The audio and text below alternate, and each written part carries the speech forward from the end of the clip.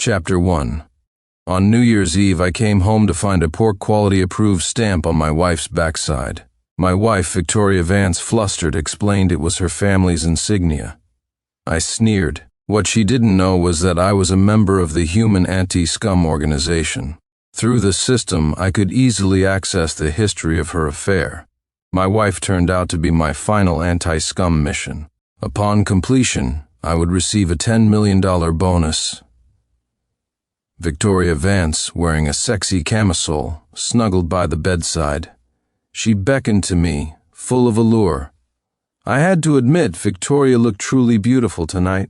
"Hubby," Victoria said softly, "it's rare for you to be home tonight. The next second, my phone rang inopportunely. I answered the call resignedly. Victoria's face gradually darkened. I said apologetically, "Honey, I'm sorry, the client scheduled a last-minute meeting. I have to go sign the contract. If it goes well today, the project can start tomorrow." As soon as I finished speaking, a pillow hit me hard in the face. "Get out," Victoria cursed angrily. "All you think about is work. You might as well not come home at all." I picked up the pillow and put it back in its place. I kissed Victoria's forehead and coaxed, "All right, honey, don't be angry. When I get back, I'll buy you the latest designer bag." Victoria's eyes lit up, and she managed a reluctant, I quickly threw on my jacket and rushed out the door. "Actually, I have a secret. I was bound to the system, becoming a member of the human anti-scum organization, commonly known as a marriage adjudicator. My daily job was to handle various infidelity cases involving scumbags of both sexes. Due to the demands of my work, I was rarely home. To maintain cover, I'd taken a job in civil engineering. 3 days ago, I had a rare day off, but Victoria only rushed home tonight. I thought tonight was destined for a wonderful evening with my beloved wife, but unexpectedly, a major mission came up. Feeling secretly bitter, I drove to the location assigned by the system. 3 colleagues arrived at the same time. We nodded in understanding and entered the hotel in front of us. The system announced, "Adjudicators in room 301. There is a despicable scumbag. His pregnant wife runs a barbecue joint back home, while he's out here squandering her hard-earned money on his mistress." I gasped. Truly outrageous. After receiving all the information from the system, my colleagues and I immediately initiated a series of standard procedures. Half an hour later, the man's wife arrived and caught them in the act. A group of reporters with cameras followed, recording the scene. My colleague, Quentin Stone, gave a wry smile. Why bother? He has a good wife and kids, yet he has to fool around. I shrugged. Having been a marriage adjudicator for so long, I was no longer surprised by such things. The most shocking case was a poor fellow who discovered none of his 3 children were his. I had gradually gone from deep empathy at the beginning to numb observation now. At least I was doing good deeds anonymously. Ending a soured marriage was my greatest consolation. However, I still felt very guilty towards Victoria. Because of my work, I couldn't often be by her side. Quentin Stone patted my shoulder. "Let's go, next mission." I gathered my thoughts and continued to slave away for boss system. Perhaps because the new year was approaching, the workload had recently surged. The system seemed to enjoy seeing scumbags in chaos as the New Year holiday approached, so it tirelessly assigned U.S. missions. Finally, I snapped. With instant noodles spraying from my mouth, I angrily demanded, "System, do we even get a New Year's holiday? Not even a capitalist would exploit someone this much." After a moment, the system replied sullenly, Yes, the holiday starts tomorrow." Tomorrow was New Year's Eve. Chapter 2. With the holiday granted, I immediately rushed home without stopping. Victoria's attitude towards me was extremely cold. I approached her with a cheeky grin, wheedling, "Honey, I'm back." Victoria pulled away from me and without looking up asked, "Where's the bag you promised to buy me?" Like a magician, I pulled it out from behind my back. Honey, of course, I bought it. Seeing this, Victoria's expression finally softened. Without a word, she took the bag and immediately started taking pictures wildly with her phone. I moved closer, but Victoria pushed me away. Get lost, yours truly is busy. I glanced at Victoria's phone. Messages were constantly popping up. Victoria owned an online shop and was indeed quite busy usually. I knew I was in the wrong, so with Victoria in a bad mood, I didn't dare bother her further. However, I smirked slightly. Tonight, I had to make it up to her properly. It wasn't until late at night that Victoria put down her phone and returned to the bedroom. I immediately went over and respectfully handed her a nightgown. "Honey, hurry and change into your nightgown." Victoria's expression stiffened and she said awkwardly, "It's been a bit cold at home lately, so I won't change for now." Cold? I froze. Our apartment complex was famous in the neighborhood for its good heating. How could Victoria be cold? I immediately touched Victoria's forehead. "Honey, you don't have a fever, do you?" Victoria impatiently pushed my hand away. "What's wrong with you? Just go to sleep." I felt a little disappointed. I rarely came home, yet Victoria was so cold. But Victoria had never been like this before. Victoria and I had been married for a year, and she had always been very clingy. Every time I came home, she wanted to stick to me 24/7. But now she seemed like a different person. "Honey, don't be angry anymore," I said, approaching her again, unwilling to give up. But Victoria was about to turn off the lights directly.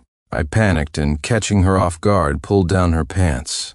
Victoria frantically turned sideways, trying to pull her pants up. A very conspicuous, poor-quality approved stamp seared into my eyes. In that moment, my mind exploded. Because the stamp was on Victoria's backside, who would get a quality-approved stamp on their own butt? In an instant, countless terrible thoughts flooded my mind. Finally coalescing into the worst possible conclusion, Victoria was having an affair. Almost trembling, I asked, "Victoria, what's that on your butt?" A flicker of barely perceptible panic crossed Victoria's eyes, but she quickly composed herself and said with a laugh, "Oh, don't even mention it. The day before yesterday, I stayed overnight at Dad's, and my little nephew, Kevin, stamped this thing on my butt. That little rascal even stamped one on Mom and Dad. It's like a family insignia." Now Victoria said vividly, "You have no idea. Dad almost skinned my little nephew alive, seeing I was still suspicious." Victoria added, "Let me tell you, this thing won't wash off easily. I've been worried sick these past few days, afraid someone would see it and laugh at me." I sharply caught the loophole in Victoria's words. "You went to your parents the day before yesterday? How come I didn't know?" Victoria suddenly got angry. She snapped irritably, "What? Are you doubting me? You're busy with work all day. When are you ever home? Do I have to report to you even when I visit my parents? Besides, why don't you ever consider me? Don't you think I get lonely at home by myself all day?" I was speechless for a moment. Victoria gave me no more chance to speak and turned over, falling fast asleep. But I couldn't sleep at all. Ding, after some time, Victoria's phone suddenly chimed. Married for years, I had never checked her phone, but this time, as if possessed, I glanced over. A text message appeared on the screen. "Babe, is the stamp still there? Send master a picture to check." Chapter 3. Trembling, I tried to take Victoria's phone to find out more. But Victoria suddenly woke up. With a stern face, she demanded, "Sincere Clark, what on earth are you doing not sleeping? If you're not sleeping, others want to get out." In the end, she kicked me out onto the living room sofa. The next day, Victoria continued to give me the cold shoulder. She went out to buy fruit, planning to visit her parents, Eleanor and Walter Vance. I paused and proactively tried to ease the tension. "Honey, this year let me go with you." Victoria replied with difficulty, "Sincere, can you stop messing around? You know Mom and Dad don't like you. It's New Year's, I don't want any drama. Isn't it better for you to stay home for a couple of days?" Indeed, before our marriage, Victoria's parents, Eleanor and Walter, were very dissatisfied with me. While we were dating, they secretly arranged several blind dates for Victoria with wealthy overseas returnees. Only after those failed did they reluctantly agree to let Victoria marry me. But during holidays, whenever I visited, I was invariably met with sarcasm and ridicule. I felt sorry for Victoria, knowing she was caught in the middle, so I stopped showing up. This time, however, I had to go. The stamp on Victoria coupled with last night's text message. So, I had to go back and find out the truth. After a while, seeing she couldn't dissuade me, Victoria had to let me come along. On the way, she chattered endlessly, giving me many instructions. Finally, Victoria added, "When you get there, absolutely do not mention the stamp. My little nephew Kevin got a bad beating. Don't scare the child again." My heart skipped a beat. Through the car mirror, I keenly observed the nervousness and panic on Victoria's face. Soon we arrived at Eleanor Vance's house. Eleanor, wearing an apron, opened the door with a beaming smile. But the moment she saw me, the smile vanished from her face. "Mom, Dad, Happy New Year," I said awkwardly. "Sincere? What are you doing here?" Eleanor's face was clearly displeased. She looked me up and down, saw I was only carrying a box of tea, and immediately started with her sarcasm. "A box of tea? What, do you want me to make tea leaf eggs for a whole year?" Eleanor then snorted, "If you ask me, cash is more practical." Next door, little Amy's son-in-law gave his mother-in-law a $10,000 cash gift. "I guess I'll never have such luck in my life." Her words were like a bucket of cold water poured over me. I stood frozen, not knowing what to say. This tea was something I redeemed from the system using mission points. It was top-quality Dragonwell tea, with a market price of over $30,000. I had kindly brought the tea for Eleanor, but not only did she not recognize its value, she also ridiculed me. Victoria didn't defend me, just impatiently pulled me along. "It's New Year's, why the long face?" Mom was just saying. "Why take it so seriously? Hurry up and come in." I sighed and silently placed the tea by the door. Little Kevin Vance was sitting by the sofa, playing with building blocks. While Victoria was in the restroom, I quietly picked up little Kevin and tentatively asked, "Kev, I heard you put a stamp on your Aunt Victoria?" The 6-year-old nephew blinked his eyes and asked innocently, "Uncle Sincere, what stamp?" Hearing this answer, I stared blankly for a moment. Children don't lie. Besides, he supposedly got a harsh beating from his grandfather, Walter Vance, because of the pork stamp incident. How could he be so calm? The next second, Victoria suddenly appeared and curtly interrupted me. "Sincere, what are you standing there for, stunned? Hurry up and help in the kitchen."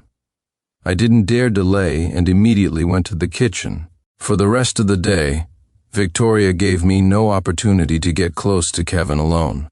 Speaking of which, Victoria wasn't particularly fond of children, which is why we hadn't had any after getting married. I knew Victoria too well. Her current state was very strange. But the more Victoria deliberately tried to hide things, the more suspicious I became. I always felt there was more to this than met the eye. After New Year's Eve dinner, Victoria, Walter, and Eleanor gathered around the TV to watch the New Year's Eve special. I was in the kitchen cleaning up the leftovers when I faintly overheard Eleanor and Victoria's conversation. Eleanor had intentionally lowered her voice, but I still caught every word. Ever since binding with the system, my vision and hearing had become extraordinary. The system said it was to help us complete missions more effectively, but now I'd rather not have this skill. Chapter 4. Eleanor said to Victoria, "Daughter, I told you long ago not to marry this good-for-nothing. Now I can't stand the sight of him in any way." As she spoke, Eleanor glanced at me intentionally a few times. Victoria snorted, "Mom, actually, I regret it too. But he's rarely home, and as long as he gives me money, it's fine. I know you look down on Sincere, but don't be so obvious about it. Actually, the tea he brought is quite expensive, but with him, it just seems worthless." Hearing this, Eleanor's tone became noticeably more animated. Well, at least the boy has some conscience. This conversation completely chilled my heart. The person I treated with sincerity hurt me the most.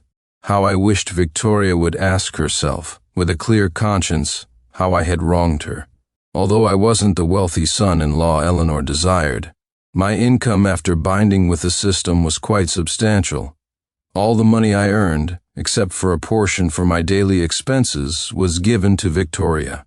Victoria's designer bags already filled an entire wall. In life, I was completely obedient to Victoria, never perfunctory in the slightest. Really, in Eleanor's eyes, was I so worthless? After clearing the dishes, I went straight back to the room. Victoria was somewhat taken aback and immediately rushed into the room to argue with me. Sincere, what do you think you're doing? It's New Year's, what's gotten into you? Mom and Dad are still out there, can't you at least cut some fruit for them? With a cold face, I looked at Victoria. Victoria was startled by my sudden reaction. She said no more and left sullenly. The New Year's bells finally chimed. Victoria punctually updated her social media feed, captioning it, "New Year, may Mom and Dad be healthy, and may my own career be successful. That's the greatest happiness." But she didn't mention me at all. I suddenly realized Victoria hadn't shown any public displays of affection for a long time. Looking through her social media, she seemed to have been maintaining a so-called single persona all along. Just as I was thinking this, Victoria pushed open the door and came in to sleep. I moved my lips, but seeing Victoria had no intention of acknowledging me, I didn't speak. Soon Victoria fell asleep, but my heart was bitter and I tossed and turned, unable to fall asleep. Victoria's phone was right beside her, constantly flashing with message notifications. But Victoria had clearly told me her online shop had suspended shipping during the New Year holiday. Who would be messaging her so late? My sixth sense told me that her phone definitely held the truth I was looking for. I paused, picked up the phone, and unlocked it. The moment I opened her messaging app, my pupils quivered. The first chat that caught my eye was with someone named Old Baby. I mustered the courage to click on it. In an instant, it felt as if my blood ran cold. The other person had sent quite a few messages. "Babe, how's it going? Your husband must be home for New Year's, right? Did he find your stamp? Why aren't you replying? Tell me how your husband reacted."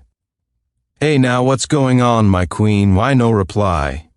I slowly scrolled up through the chat history. They chatted frequently. After a long time, I still hadn't reached the beginning of their chat history. My breathing became increasingly rapid, as if all the blood in my body had rushed to my head. Victoria had betrayed me. 3 days ago, the night Victoria claimed to have stayed over at her mother's house. To spice things up after they made love, Old Baby suggested putting a pork quality approved stamp on Victoria's backside. During this time, Old Baby had been constantly asking Victoria about me. I clenched my fists and silently put the phone back in its place. It seemed he was truly impatient to see my reaction. Chapter 5. Looking at Victoria sleeping soundly beside me, I had mixed feelings. How I wanted to pull her up and demand why she had betrayed me. But I understood that even if I confronted her now, Victoria wouldn't admit her mistake. Moreover, Walter and Eleanor already disliked me. They would surely conspire with Victoria to destroy the evidence, leave me with nothing and kick me out. So now I had to choose patience. I had to get back every bit of sincerity I had wasted on Victoria. And of course, I would make her pay the price she deserved. The next day I drove to the organization's base. I contacted the system and requested to view my wife's affair history. The system looked at me with considerable sympathy. "Tisk, tisk, tisk, how did it come to investigating yourself?" Soon the system helped me retrieve all the evidence. I never would have guessed that my wife's betrayal had started 6 months ago. But the last time I came home, Victoria had clearly been very affectionate. The system couldn't help but interrupt me. "Stop deluding yourself. It was because Gabriel Gabby Moss bought Victoria a new set of lingerie, and they wanted you to test the waters first." I clenched my fists, so I was the clown all along. When I left home, Victoria had feigned anger and used it as an excuse to demand a designer bag. The system spoke again, heartlessly. Victoria used that bag to suck up to Gabriel Moss's mother. At that moment, I felt my blood pressure skyrocket. I immediately took out my phone and photographed all the evidence of Victoria's infidelity. The system said mischievously, "Adjudicator Sincere Clark, do you have enough storage?" In the past, during missions, I would often joke with the system, but now, I really wasn't in the mood. The next second, Victoria's figure reappeared on the screen in front of me. Wait, if it wasn't related to her affair, the system wouldn't have extracted it. Looking at my wife on the screen, about to cheat again, I almost pulled out my 40-meter-long machete. I immediately rushed out the door and drove home. This time I had to catch Victoria red-handed. The system couldn't help but ask, "Adjudicator Sincere Clark, aren't you going to watch till the end?" Me. There was some traffic. By the time I got home, half an hour had passed. I took out my key and pushed the door open directly. In that moment, I felt like my world was collapsing. Clear, intimate sounds came from the bedroom. "Hey, this stamp is really interesting. Should we try a different spot next time?" Victoria said shyly. "Naughty you, it's all your fault. I almost didn't fool Sincere this time. If we change the spot next time, he'll definitely flip out on me." "So what then? If I get divorced, will you marry me?" Gabriel Moss sounded a little flustered. "Hey, what are you talking about?" He hurriedly changed the subject, "My dear. Who made you so enchanting? Come on, let Big Bro cherish you properly." He then pushed Victoria down onto the bed. Unfortunately, Victoria didn't catch the underlying meaning in Gabriel's words. The information the system provided showed that Gabriel Moss was a complete con man and deadbeat. He pretended to be a rich heir to lure beautiful women solely for the purpose of swindling money. I'm not exaggerating. Gabriel Moss's bank account balance would never exceed $500. Victoria naively thought she had hooked a wealthy man, never imagining that leaving me would mean stepping into an abyss. I smirked. I was curious to see Victoria's reaction when she learned the truth. Chapter 6. I had just put down my keys when Victoria inside heard the noise. Victoria frantically got dressed, but her collar was still messy. The bedroom door opened, and Victoria and I stared at each other. "Sincere, you—" "How are you back?" Victoria said awkwardly. "I thought you drove off this morning for work." I sneered in response. "What? Am I back at an inconvenient time? The bag I gave you, you used it to suck up to someone else. We've been married for so long, and you couldn't even bear to buy my mom a $200 foot spa massager." At that moment, my long-suppressed emotions finally erupted. I didn't feel wronged for myself, but I felt guilty towards my parents. I hadn't found them a good daughter-in-law, and had even made my elderly parents suffer because of me. As soon as I said this, Victoria became agitated. "What do you mean? I didn't do anything. Gabriel is my colleague. What nonsense are you spouting in broad daylight? I see you're really looking for trouble. If you ask me, you shouldn't have come home at all." I gave a sarcastic smile. "Colleague?" I then looked at Gabriel Moss, whose belt was undone, and said coldly, "You, get out of my house." Gabriel Moss immediately became annoyed.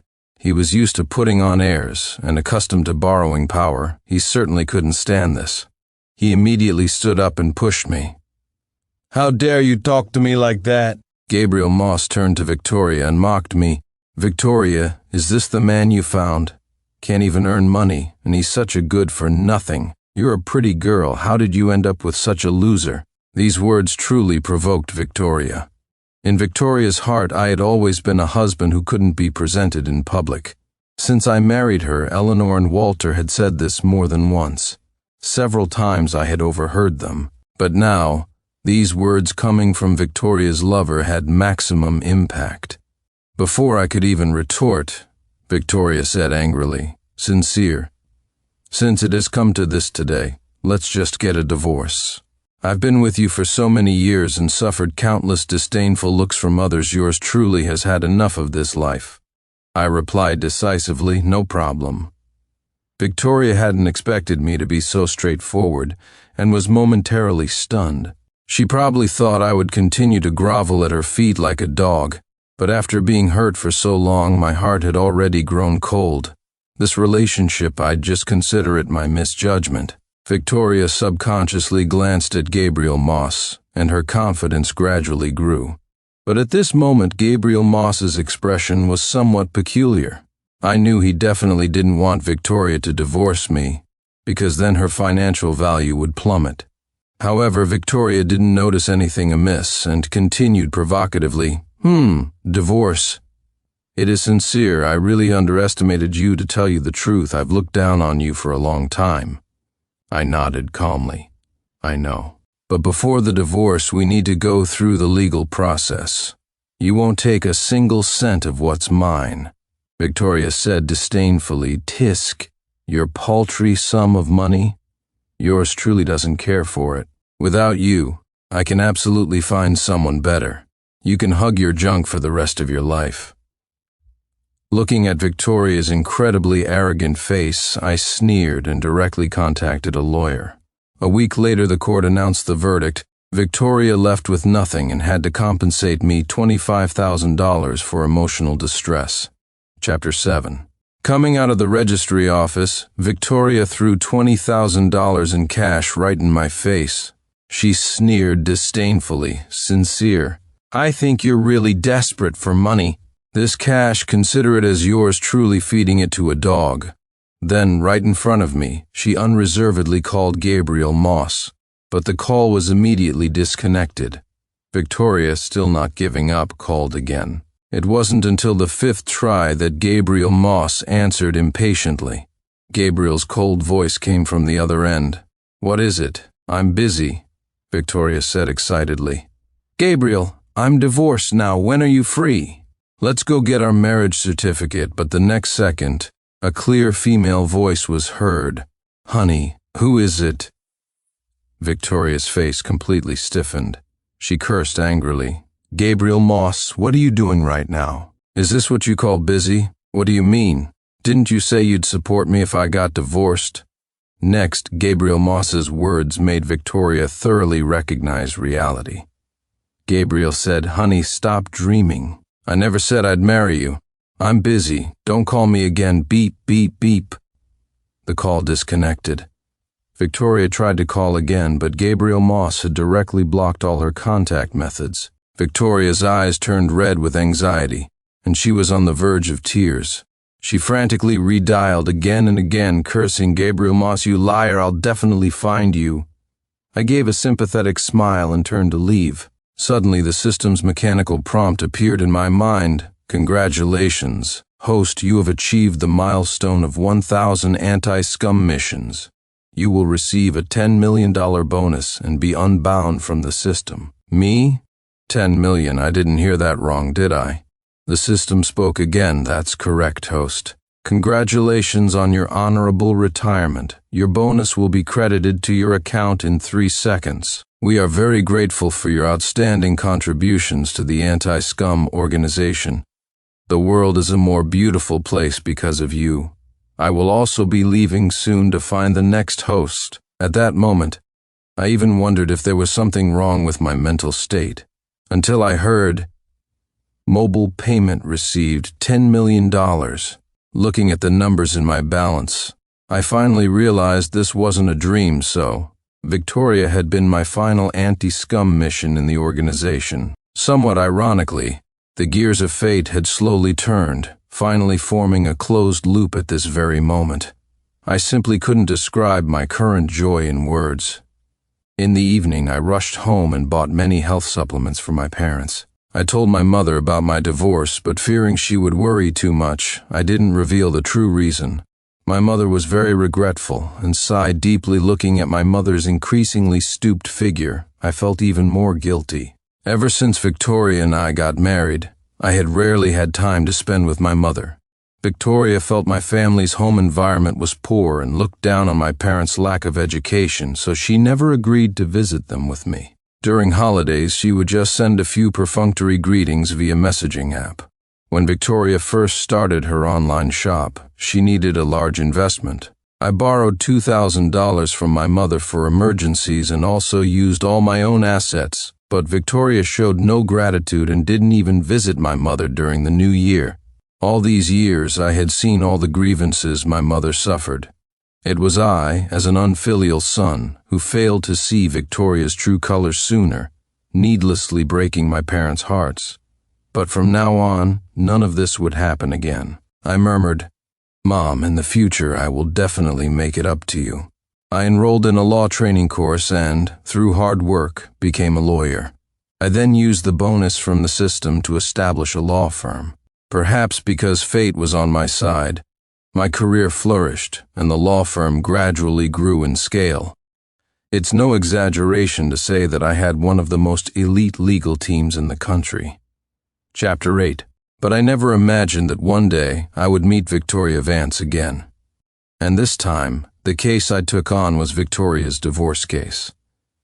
Late that night, a disheveled Victoria walked into the firm. I was about to leave work when I saw a client arrive, so I paused what I was doing, until I saw Victoria's bruised and swollen face. Compared to years ago, she now looked haggard, like a woman worn down by domestic troubles.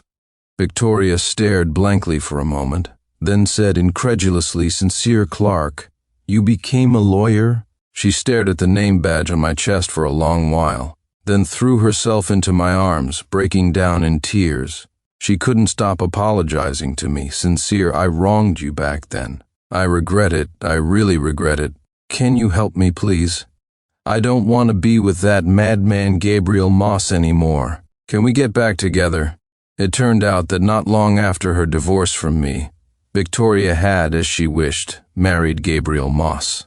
Although Gabriel had blocked all her contacts that day, he couldn't withstand Victoria's persistent harassment. Whenever Gabriel found a new target, an almost crazed Victoria would find ways and means to sabotage it. Eventually, Gabriel Moss gave in. He agreed to marry Victoria. Of course, from his perspective, marrying Victoria had nothing but benefits. In a way, by marrying Victoria, Gabriel had found himself a free maid, but this still didn't stop him from continuing his affairs. But the good times didn't last. Not long after the marriage, Victoria discovered Gabriel's secret. Years ago, Gabriel Moss had taken out high-interest loans and thus became a deadbeat. Furthermore, Victoria found evidence on Gabriel's phone of him luring married women.